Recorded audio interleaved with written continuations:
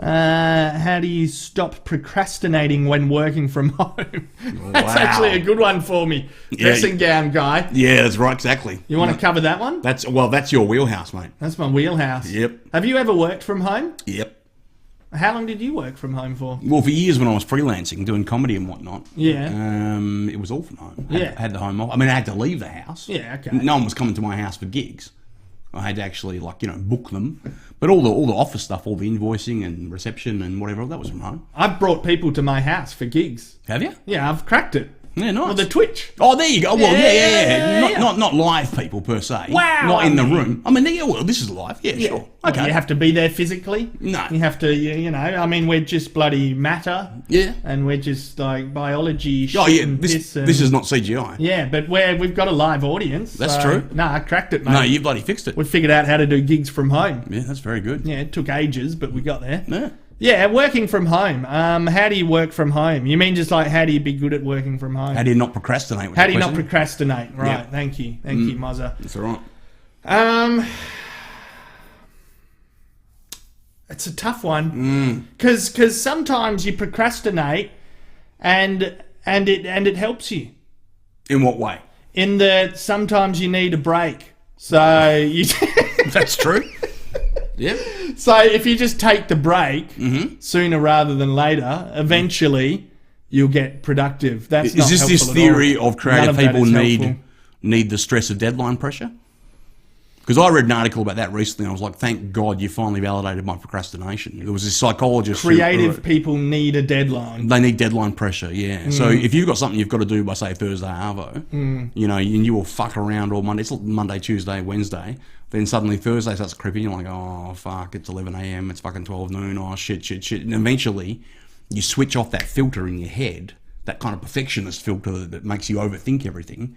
Just go, I got to fucking smash this out. And you just get it done. Deadlines are good. Yeah. I guess I feel like I have an eternal deadline because I just want to have something out every few days. Oh, you're just feeding the beast, mate. It's just deadline after deadline. You are like a locomotive engineer shoveling in coal into a train that's not stopping. Yeah, Yeah.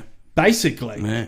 So it's hard for me to say how do you not procrastinate because I get my procrastination mixed up with needing a break. There we go. I'm starting to articulate it a little fucking better. Yep. So how do you not procrastinate? I mean, when I first started it, when I first was like, all right, full-time Aussie Manning from January 2016.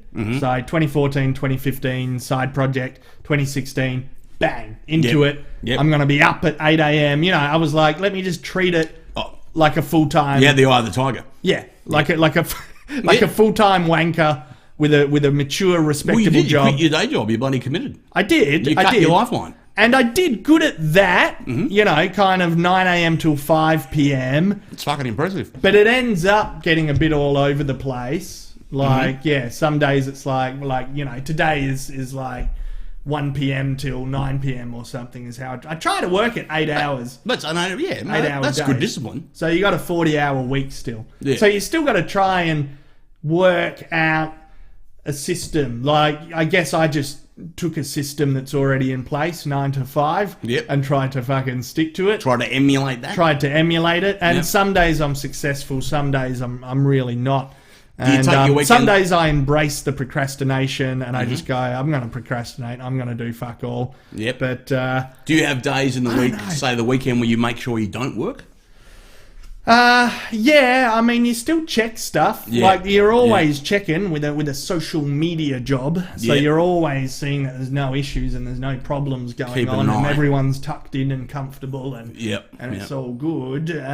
But for the most part, I try to take me weekends off. Yeah, because it could be the kind of job, if you were like just fully workaholicing it, it could just be your life. You know what I mean? You could be just constantly... You can go insane from working at home. Absolutely. I reckon you can go fucking batshit crazy. Yeah. So you got to be careful of that. I reckon, getting out of the house, you should do. Walks, really handy. I still try to do a lot of walks. Yeah, they're a must. It's so simple. Even if you got a place where you can go get a decent coffee or something. So important. That's what I mean as well. Like, procrastinate sooner rather than later.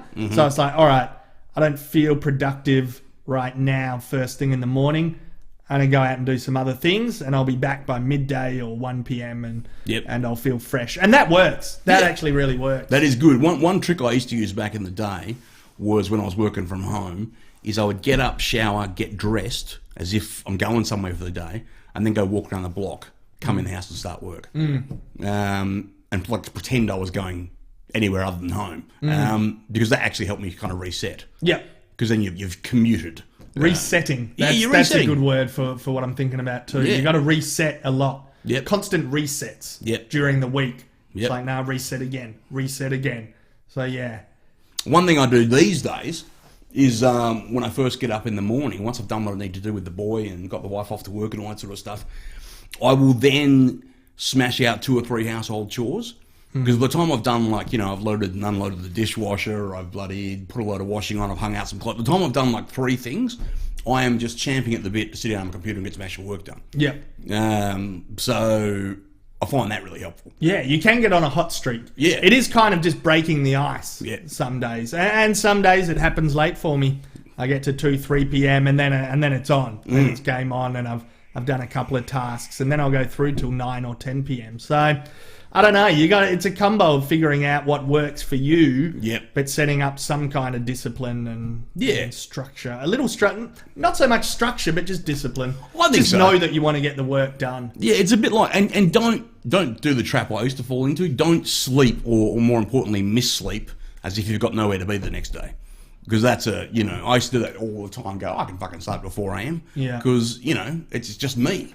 It's just me. And then waste half the next day sleeping and getting up slow and whatever else. So, I think that's an important thing to consider it like a job. Yeah. Working for yourself is a job. And you've got to be hard on yourself because you've got no boss to kick you in the ass. Yeah. To go, well, whatever your bedtime would be normally if you're working a job, 11 p.m. or whatever, I'll try to stick to it. Yeah. Yeah. Discipline. Yeah. If you do have a partner, that helps as well, just to get you out of the house too. So yeah, if you got someone that you're living with, or even just friends or housemates or someone, again, just to help you get out. Just because sometimes people know when you've got cabin fever, and you don't. So yeah, sometimes just having whoever you're living with to fucking help get you out occasionally. Sometimes they need to leave you alone too. It's like, all right, no, it's work time. And you don't. You can't get the housemate who's just standing chatting to you in your office door the whole time. Yeah, no, you do have as to if be you got careful. the day off. You're like, you got a day off work. I don't.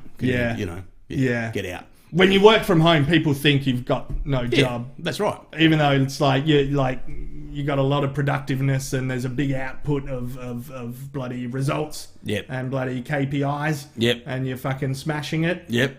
People will still be like, "Oh, you're home." Yep. Yeah, I'll just come around. I'll come around. You're not doing anything? Doing anything. Let's just go out now, hey? Yeah. You want to go out now? I mean, I've got a job. I got to be back at the office. Yeah. My boss is going to fucking kill me. So, yeah, I don't have much time. But you're doing fuck all. Yeah, you're doing fuck all. You're just pissing about on the internet. Yeah. Yeah. Come on. Yeah. Out you come. Yeah. So you got to be careful of that. You got to stand your ground occasionally. Like, try to avoid interruptions. Mm-hmm. Yeah. Because you can get interrupted a lot too. You got to be a hard ass about it. Like I don't. Once upon a time, if I got a phone call, I'd always respond to it straight away. If I got a text, I'd respond to it straight away. These days, if it's not convenient in that moment, I'll just forget it until I need to. I do the same as well. Yeah. I probably piss my family off a bit. It's like they know I'm around my phone, I'm near my phone, but it's like not answering if I'm in the zone. Look, I love my family. Nothing's more important than family, but fuck them. Yeah. That's my attitude. Yeah. When it comes to working from home, you just got to say fuck them. Yeah. Occasionally. After 5, 6 p.m, in the night, you can talk to people again. Weekends, you can talk to people. I think there was one occasion ever where my mum was like stalking me, phoning and texting, and there was actually an emergency. One occasion ever. Yeah, because that's the fear, isn't it? Yeah. It's like, I'm trying to be disciplined and I'm trying not to have any interruptions, but should I answer? Is there Well, I had to educate my mum. It's like, okay, you've had a fall in a bookshop, your hip may be broken, you need to go to hospital. Start with that in your text.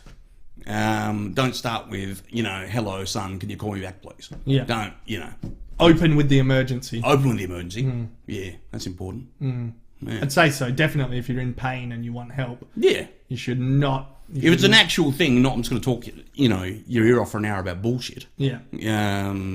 Because that's the expected pattern. Yeah. Yeah. Yeah, some pleasantries, get them out of the way. Yeah. How are you? What's going on? Yeah, cut the small talk. Yeah, get all that up. Yeah, you do have to train people just to cut the small talk. Mm-hmm. So if you're going to contact me, get to the fucking point. Yep. And then I'm good. Yep. Yeah. So, yeah, a few things there for you to think about.